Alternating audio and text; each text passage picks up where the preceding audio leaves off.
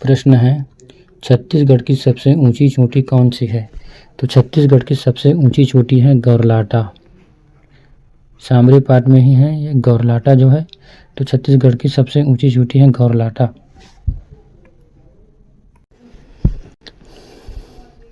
बस्तर के ढालों पर पाई जाने वाली मिट्टी को कहते हैं।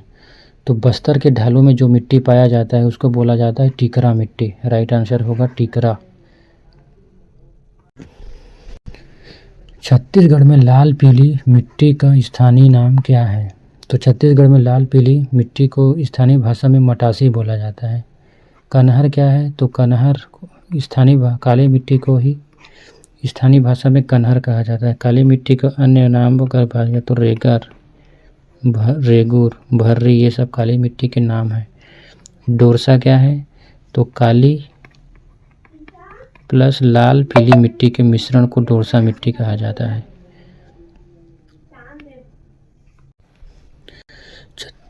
छत्तीसगढ़ का निम्न मिट्टियों में से किसमें चीका की मात्रा सर्वाधिक होती है? तो चीका की मात्रा सर्वाधिक होती है कनहर मिट्टी में, जो काली मिट्टी का स्थानीय नाम है। तो काली मिट्टी मतलब कनहर मिट्टी में चीका की मात्रा सर्वाधिक होती है। मटासी लाल पीली मिट्टी और काली मिट्टी के मिश्रण को लाल पीली मिट्टी को मटासी कहते हैं। डोरसा लाल पीली मिट्टी और काली मिट्टी के मिश्रण को डोरसा कहा जाता है। टीन के उत्पादन में भारत में प्रथम स्थान किस राज्य का है? तो टीन उत्पादन में भारत का प्रथम स्थान में है छत्तीसगढ़। छत्तीसगढ़ में जो है सबसे ज़्यादा मतलब एकमात्र राज्य है जहाँ टीन का उत्पादन होता है। दंतेवाड़ा और जो सुकमा जिला है वहाँ पर टीन का उत्पादन किया जा रहा है। तो 100% टीन का उत्पादन छत्तीसगढ़ में होता है। प्रथम स्थान में है छत्तीसगढ़। इस राज्य में मजदूर आंदोलन के प्रवर्तक थे। तो छत्तीसगढ़ में सबसे पहले मजदूर आंदोलन करने का जो श्रेय है वो जाता है ठाकुर प्यारेलाल सिंह को। तो छत्तीसगढ़ में मजदूर आंदोलन के प्रवर्तक है ठाकुर प्यारेलाल सिंह, जो कि राजनांदगांव के निवासी थे। असहयोग आंदोलन के दौरान इस राज्य में कहाँ पर प्रथम राष्ट्रीय विद्यालय खोला गया?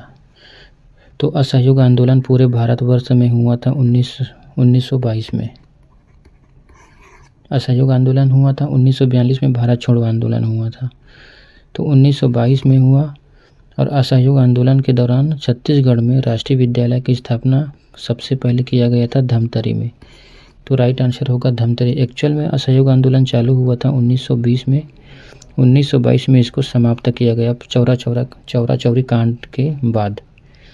तो राइट आंसर होगा धमतरी, जहाँ पर छत्तीसगढ़ में सबसे पहले असहयोग आंदोलन के दौरान राष्ट्रीय विद्यालय खोला गया था। तो वो है धमतरी वाली जगह में।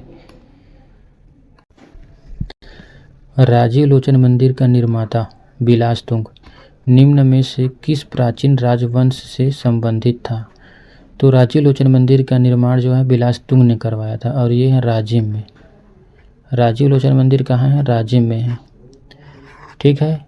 और ये जो बिलासतुंग है वो किस वंश से थे? तो नल वंश से संबंधित थे। हमारा राइट आंसर होगा नल वंश। यहीं पर नल वंश के शासक राजीव लोचन ने राजीव लोचन मंदिर का निर्माण कराया था बिलासतुंग ने। दलहा पहाड़ किस जिले में स्थित है? तो दलहा पहाड़ है जांजगीर चांपा में, नाग पंचमी में जहाँ मेला लगता है।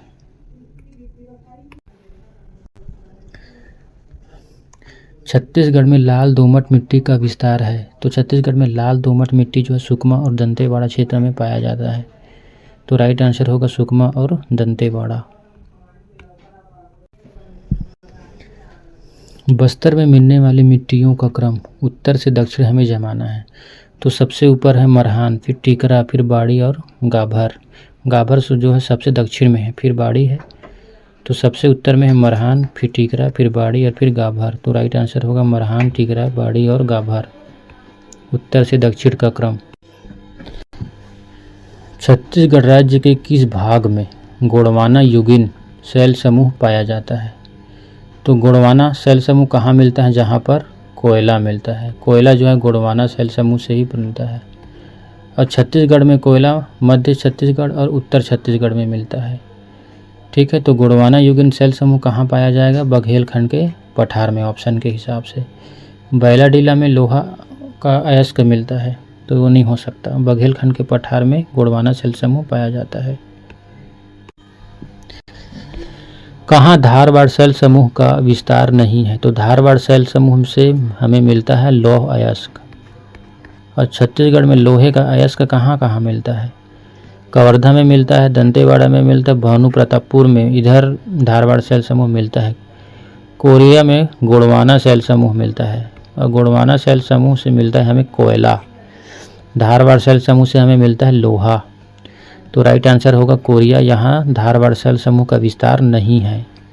इम्पोर्टेंट क्वेश्चन है, ACF 2017 में आया है। जल्दी, उच्च भूमि के निम्नलिखित जोड़ों में से कौन सा जोड़ा उत्तरी छत्तीसगढ़ तथा दक्षिणी छत्तीसगढ़ के सर्वोच्च भाग को दर्शाता है? मतलब उत्तर छत्तीसगढ़ का सबसे ऊंची चोटी क्या है जो सामरी में मिलता है? तो गौरलाटा है। और दक्षिणी छत्तीसगढ़ का सबसे ऊंची चोटी है बैलाडीला की पहाड़ी।